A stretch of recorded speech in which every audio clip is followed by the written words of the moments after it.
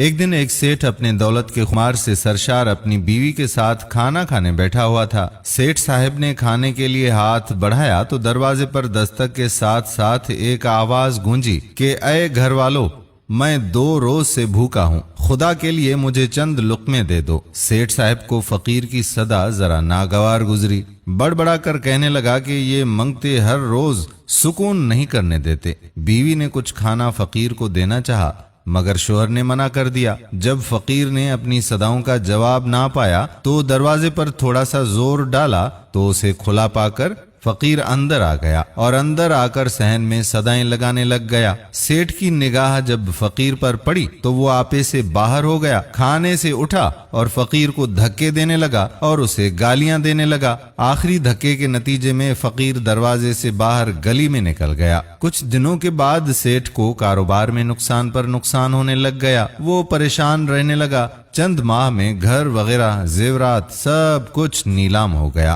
جب نوبت فاقوں تک پہنچی تو سیٹھ اپنی بیوی سے کہنے لگا کہ اب تو میرا روح اور جسم کا برقرار رکھنا بھی محال ہو گیا ہے، ایسے میں تمہارا بوجھ اٹھانا میرے لیے ممکن نہیں، لہذا میں باحوش و حواس تمہیں طلاق دیتا ہوں۔ بیوی نے طلاق لی، الوداع کہا اور جا کر اپنی عدت پوری کرنے کے بعد دوسرا نکاح کر لیا اور زندگی گزارنے لگی۔ دوبارہ عید کا دن آیا تو یہ خاتون اور اس کا نیا شوہر کھانا شروع کرنے ہی والے تھے تو عین اسی وقت دروازے پر دستک ہوئی اور زور کی آواز آئی کہ میں سخت بھوکا ہوں، خدا کے لیے مجھے کھانا کھلا دو۔ اس نئے خاوند نے سارا کھانا اٹھایا اور بیوی سے کہا کہ ہم اور بنا لیں گے، چلو اس فقیر کو سارا کھانا دے دیتے ہیں۔ دونوں میاں بیوی دروازے پر آئے۔ جب بیوی نے فقیر کو دیکھا تو سکتے میں آ گئی۔ نئے شوہر نے پوچھا کہ کیا ہوا؟ بیوی کہنے لگی کہ جناب پچھلے سال میں اس فقیر کی بیوی تھی اور آج کی طرح عید کا دن تھا اور اسی طرح ایک فقیر ہمارے دروازے پر آیا، اس نے کھانے کا آ کر ہم سے سوال کیا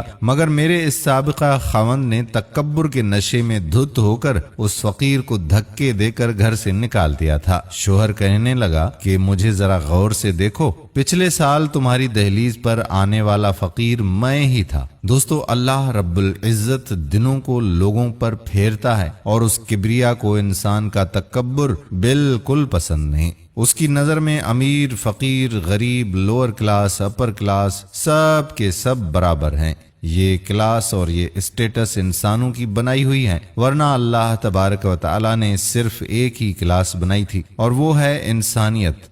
ہم سب آدم کی اولاد ہیں اور سب برابر ہیں۔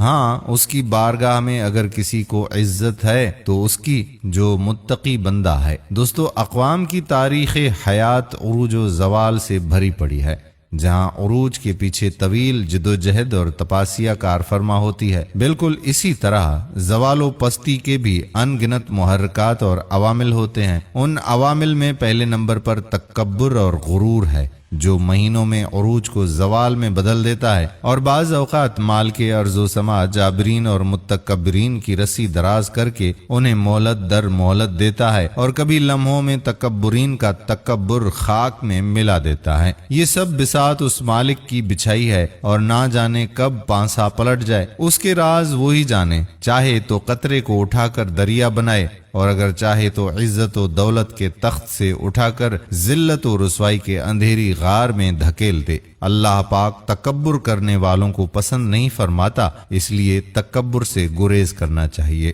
اللہ پاک ہمیں تکبر سے بچائے، آمین ثم آمین یا رب العالمین۔ دوستو، اگر ویڈیو پسند آئی ہو تو اپنے دوستوں احباب کے ساتھ اسے شیئر ضرور کیجیے۔ آنے والی ویڈیو تک اپنے میزبان قادر بخش کلہوڑوں کو اجازت دیجیے۔ اللہ حافظ۔